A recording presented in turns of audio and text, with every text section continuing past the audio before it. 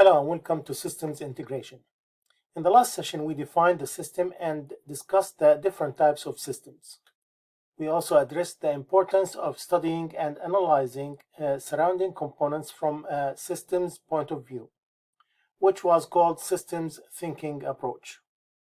In addition, we defined systems engineering, which is an interdisciplinary approach that enables the full life cycle of a successful system. This session will address system attributes, properties, and characteristics.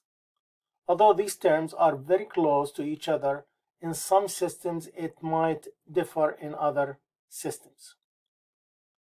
Attribute is a characteristic or quality of a thing, whereas characteristic is a distinguishing feature of that thing. For systems to stay current and perform efficiently, they should be kept in continuous check.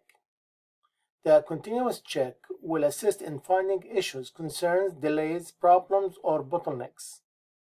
It will help in updating or upgrading the current systems. It will help in replacing the current systems with a whole new or with other systems. Analyzing the systems will assist in developing a strong understanding of those systems' attributes, properties, and characteristics. The analysis will help in understanding how to characterize a system in terms of its attributes, properties, and performance, then change attributes based on user or customer requirements. Based on the system's engineering body of knowledge, attribute can refer to either to a general characteristic such as reliability, maintainability, and usability, or to a specific feature of a software product.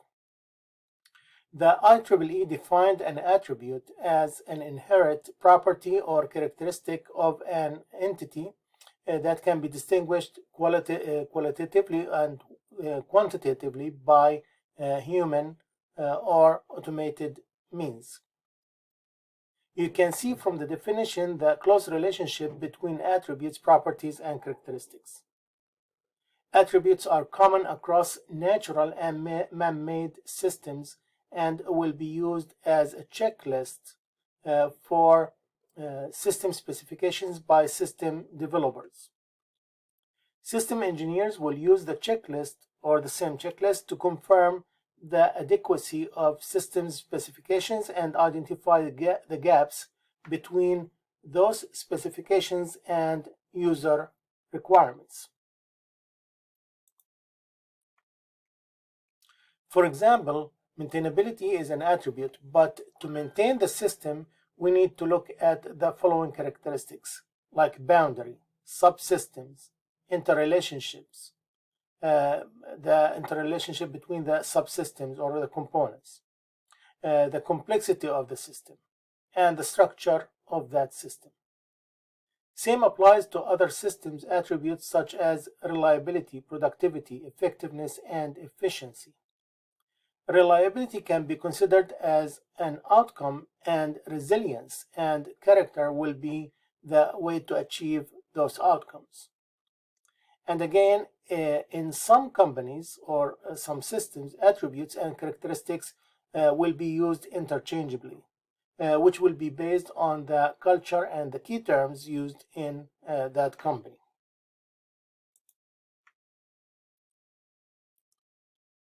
The system properties refer to the physical properties of that system, which includes or depicts the weight, the density, the length, the width, the height, the absorption, the boiling point. All these are considered as physical properties for the system.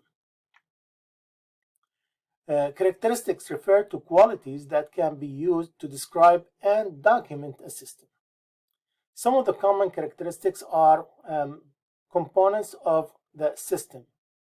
The system can may be composed of hundreds of components which work together to accomplish a goal.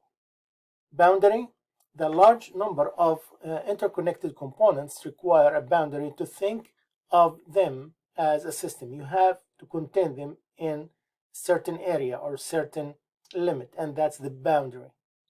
The environment, which is anything outside those boundaries of the system, which the system depends on, such as the printer for a computer. So that printer is outside the boundary of the computer system, but still interacts with that computer system. The components of a system are interrelated to complement each other, where the output of a component might be the input for another, which leads to the ability to integrate these parts to work with each other. This character will satisfy compatibility of the components on the attribute level. The complexity and structure of these systems or of the system will be affected by the number of components and their complexity. For example, when we are talking about artificial intelligence system, which is adaptive and constantly changing based on the data feeding that system, we can see that it's more complex than a static and highly structured and predictable system. The consistency of the system will ensure the quality and accuracy of the data used and produced by the system. Adaptation is the ability of a system to change in response to environment changes and user requirements. Let's review some of the characteristics of a management information systems, for example. So a management information systems might have the following characteristics. It should be understandable. Information must be understood by the receiver so that he or she will interpret it correctly. It should be relevant, where information should be pertinent and meaningful to the decision makers and in their area of responsibility. Complete information should contain all the facts that are necessary for the decision maker to satisfactorily solve the problem. It should be available. Information should be accessible when needed. It should be available when you need these kind of information. Might also include reliable, which is information that is trustworthy, accurate, consistent, and verifiable. It should be concise. Information should be to the point and just enough. Timely. Information must be delivered at the right time and the right place to the right person.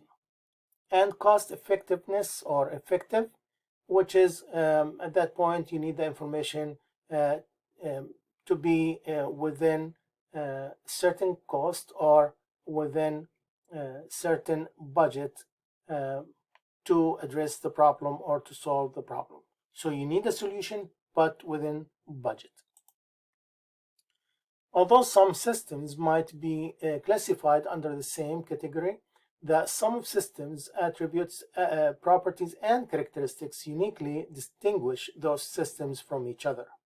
For example, if you are looking at two hospitals will use the maybe the same name of health information system, but the sum of attributes, properties, and characteristics will be uniquely defined to distinguish one hospital from the other. They need health information system, but it will be customized in a way to distinguish each hospital from the other. Every man-made or natural system have their own attributes that uniquely characterize those systems. Two hurricane systems might have the same general attributes, but each one will differ in some characteristics and properties that will provide a unique impact when reaches the land. During the design and development of a system, certain attributes will be considered. These attributes to ensure that system will work as intended with the expected level of quality and efficiency. For example, when building a software, we need to consider the following: that it's debuggable, which means that it's easy to debug; that's extensible, which is the ability to extend the system and the level of effort required to implement the extension. We're looking for portability, for example, which means the ability of the software to be ported from one system to another. We are looking for scalability, which means that it can handle growing amount of work or users. So if we increase the number of users, then the software will be able to handle that increase or that demand. Securable, that means that we are looking for a secured and protected system from any cyber attacks. Testable, that means it's easy to be tested and verified and validated with the data that we have. Understandable, that means easy to understand. And usable means that it's easy to use. Knowing system attributes, characteristics, and properties will assist in understanding that system.